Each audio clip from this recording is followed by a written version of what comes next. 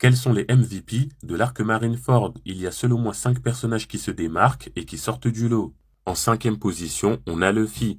Bien qu'il ne soit clairement pas au niveau en termes de puissance, sa détermination sans faille et à toute épreuve lui a permis de traverser l'entièreté du champ de bataille afin de sauver son frère. Il fera face à Barbe Blanche, l'homme le plus fort du monde, il échappera à Mihawk, le meilleur épéiste au monde, et il fera même face aux 3 amiraux, et il parviendra à bloquer une attaque de Sengoku le Bouddha. Et surtout, il a réussi à impressionner tous les personnages présents à Marineford en déployant son Haki des Rois. Franchement, quand on y repense, vu le niveau qu'il avait à l'époque, sa prestation est vraiment magistrale. Quatrième position, Marco le Phénix. Comme il a indiqué dans le databook Blue Jeep, il a combattu d'égal à égal les amiraux. Il n'a eu aucun mal à combattre Kizaru et à prendre le dessus sur ce dernier sans difficulté. Il a sauvé la vie de Luffy à 2 reprises, la première fois en repoussant Aokiji sans problème et la deuxième fois en bloquant l'attaque d'Akainu. Il a pu se relever sans problème après s'être pris un coup de poing de garpe de plein fouet. Pour le neutraliser, il aura carrément fallu que Kizaru et le vice-amiral Onigumu s'y mettent à 2 et le neutralisent avec du granit marin par surprise. En troisième position, Sakazuki Akainu,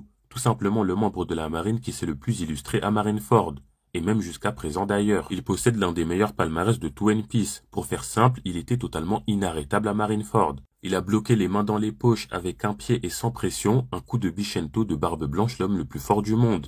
Il a combattu Barbe Blanche et lui infligé d'énormes dégâts, notamment un trou dans le torse et lui a arraché un tiers du crâne. Il a repoussé sans difficulté l'énorme bloc de glace balancé par Jose et qui menaçait tout Marineford. Il a réussi à manipuler Squardo afin que ce dernier trahisse Barbe Blanche. Il a failli tuer Jinbe et Luffy en leur infligeant une blessure quasiment mortelle. Et surtout, faut quand même se dire que même d'ici la fin de One Piece, lorsque Luffy sera l'homme le plus fort du monde et qu'il sera le roi des pirates, il portera toujours cette cicatrice en forme de croix qui lui a été faite par Akainu. Deuxième position, Shanks le Roux. Il a tout simplement mis fin à la guerre de Marineford par sa simple présence. Et il a au passage calmé Akainu en lui mettant un coup de pression avec son Haki des Rois.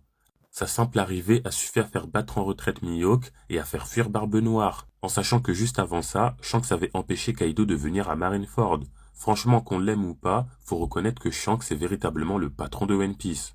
Et enfin, à la première position, tout simplement, Barbe Blanche Edward Newgate, l'homme le plus fort du monde. À lui tout seul, il a fait face à la marine tout entière. Il a saccagé tout le QG de la marine, il a battu Akainu en 2 coups, il a battu Teach alors qu'il était déjà aux portes de la mort, et tout ça sans Haki, avec une maladie le provoquant des crises de cœur. Franchement, c'est une grosse dinguerie. Il aura encaissé au total des dizaines de coups d'épée, des dizaines de balles et des dizaines de boulets de canon. Et malgré ça, il n'a subi aucune blessure dans son dos et il est mort debout. Il possède littéralement l'une, si ce n'est la mort la plus iconique, tout manga et animé confondus. Rien que pour ça, il mérite d'être le top 1 de cette vidéo.